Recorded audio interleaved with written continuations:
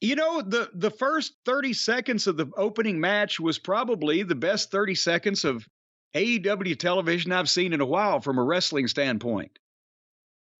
But it was only 30 seconds out of a 2-hour program. The first match, and help me with this, Brian, it was Darby Allin versus Swerve Strickland. Prince Nana was in Swerve's corner. Well, he wasn't in the corner. Prince Nana and Brian Cage came out with Swerve and then went back, and then later on, both of them ran back out again. But part of the wonderful character development they've done for the Prince Nana character on AEW TV. Well, that's why we saw him here on the opening match, and then he actually got to speak a sentence later on. But has Swerve Strickland had a singles match on Dynamite, and if so, in the last 6 to 9 months? It's been a while. I mean, not since him and Keith Lee broke up. And that was a while ago. And you know, those crazy kids, I thought they had a great future together. And then we started hearing, because I'm not even sure, I guess we were doing the ratings then. He was one of the people that, for whatever reason, moved the ratings, and then he was off Dynamite for months. And the Rick Ross thing fizzled out. The other two tattooed guys, I don't know where they were this week. I forgot about them again. Well, anyway, here's what I...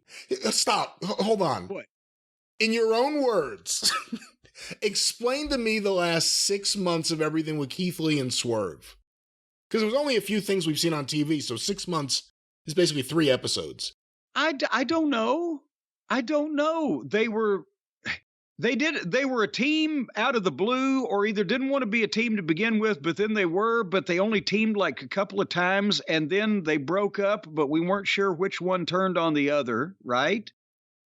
And am I hitting it so far? And then Rick Ross had the segment where him and Keith Lee were in the ring. He called him a big motherfucker. Big motherfucker, yeah. And they all got lost for some unknown reason. And everybody was fucking twisting in the wind. And then they've been mad at each other since then, probably on YouTube. And I know that, you know, I don't know what's going on here. But I've had Darby Allin. I've said, you know, here is what I wrote, because I wanted to watch this match because, okay, we haven't seen Swerve in a singles match before. We've said, hey, the guy's got some personality. He's done a good promo, whatever. So I'll watch Swerve. Darby, out of the pillars that they expect to work with MJF, he's the guy. So here's what I wrote on their entrances. I said, Darby Allin has charisma, and we know about his ability, his judgment making about all of his daredevil business aside, with a focused push and booking from the start, I would have no problem with the way that the fans like him and that the promos that he's been doing lately. You can put him in a singles pay-per-view title match, and I think people would buy it. That's, of course, with all those things. Focus, push, good booking from the start. He'd been ready by now or before now. But I got no problem with, especially with MJF, it's not like MJF is the size of the goddamn Undertaker. So I can buy that, right? So that's fine with me. And when Swerve came out, he acts like he's somebody. That's half the battle. He hasn't been exposed or pushed in a major way as a single on this television program ever. And then suddenly, because there is a grudge from whatever the fuck they've all been doing on all their other programs and nobody watches, they start hot, and Darby uncorked one of those flipping stunners, boom, and Swerve goes to the floor, and Darby hits the ropes, the fastest dive I've ever seen, like a bullet, over the bottom rope, straight into fucking Swerve. Wow, that was exciting. And then a cannonball off the top to the floor on Swerve. And wow, this guy's a human pinball. If he'd have thrown him in the ring and they'd have had a match where we could tell whether anybody was worth a shit from there or not, it would have been lovely. But what happened was then Swerve leg sweeps Darby on the apron and the heel just cuts the baby face off, face to face, no heelishness. And then hits a full scoop slam on the floor, then goes to climb up on the rail, but Darby knocks him off the rail and hangs him out to dry like Ain't Lola's wash on the railing and then throws him into the rail. And suddenly now he's fine again after these bumps and this full scoop slam. And then Darby tried to pull Swerve up on the metal stairs, but Swerve gave him a flat back bump on the stairs. And then I'm writing now, they've been on the floor the entire match. Who's the referee? Aubrey. And she's just staring as they're on the now. Maybe about 3 minutes later, they roll in the ring. And then Swerve takes Darby's belt out of his pants and is whipping the bejesus out of him while Aubrey is there stomping her hoof and making mean faces and not doing anything about it. There's no disqualification. And it's not like they've announced this as a no DQ match. She just doesn't call a disqualification. And then Darby leg dives Swerve and throws fake punches at his general direction on the mount. They started out exciting, and Darby's got this energy, and the people like him, and then it turned into every indie match from, you would think, people that don't know any better. And I know Darby's had good matches, and they've got agents if they'd listen to him. I don't know whether they are or not. Swerve takes Darby's neck chain that he's crazy for wearing because he's going to hang it on something one of these days, and puts it in his mouth and chokes him in front of the referee. And by this point, they've slowed down because they started at 100 miles an hour, and once they did every big bump and floor move they could and got in the ring, they're choking each other. So we started at 100 miles an hour, and now we're rapidly running out of fucking gas. And they go to the floor for the break. And when they come back, Swerve's getting some heat on Darby. At least they're in the ring. But we're only 10 minutes into the fucking show, and it seemed like a while.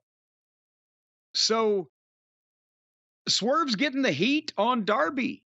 And suddenly he stops and starts to get up on the second rope like he's going to come off the second turnbuckle.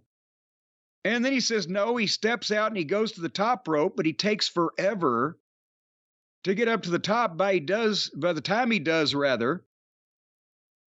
Darby tripped him and hung Swerve upside down and took off Swerve's shoe and sock and bit his foot to start his comeback.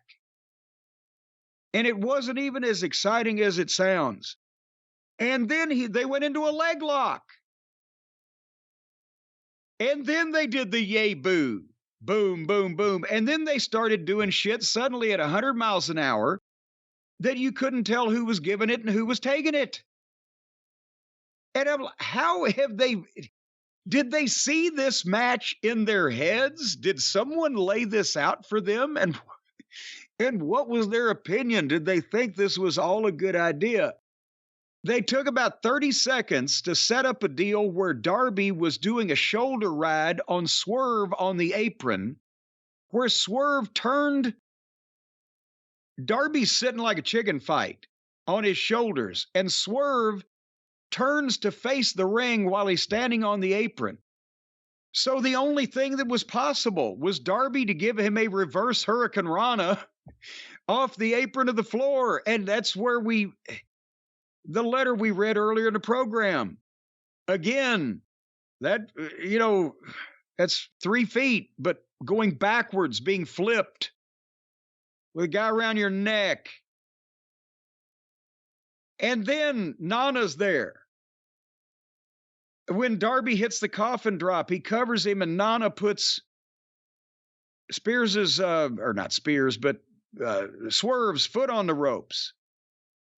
And Darby rolls out of the ring and walks menacingly up the ramp after Nana, who's backpedaling up to the entranceway, until here comes that numbnuts Brian Cage, walks out, and he points to the ring and tells Darby, get back in the ring, and Darby does. He turns around and goes back to the ring.